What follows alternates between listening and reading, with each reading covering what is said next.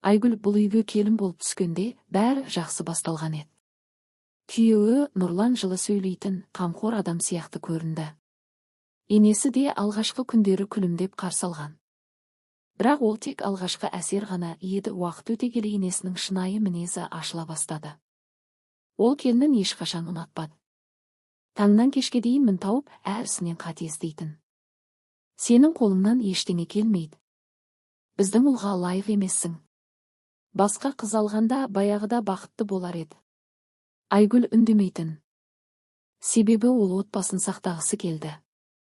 Бірақ ең ауыр нәрсе енесінің ұлын өзіне қарсы айдап салуы еді. Кешкі ас үстінде енесі әдейі сөз бастайтын.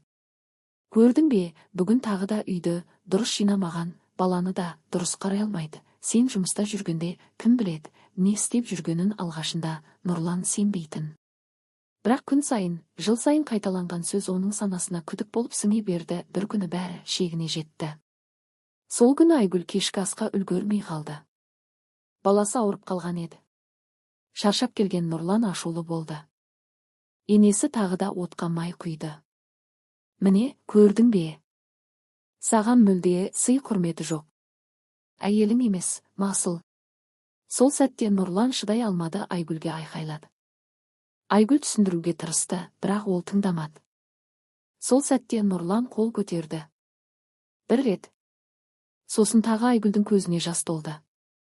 Бірақ ол жылаған жоқ. Себебі сол сәтте ол бәрін түсінді, бұл енді күйеуінің емес, анасының шешімі еді. Сол түні Айгүл баласын құшақтап үнсіз отырып қалды. Таң ата ол шешім қабылдады. Үйден кетті. Ешкімге айқайламай, ешкімді кінәламай, тек бір ғана сөз айтып кетті. Мен күйеуімнен емес, сенің сөзіңнен ұтылдым. Апал Нұрлан бәрін кеш түсінді. Бірақ кеш болды.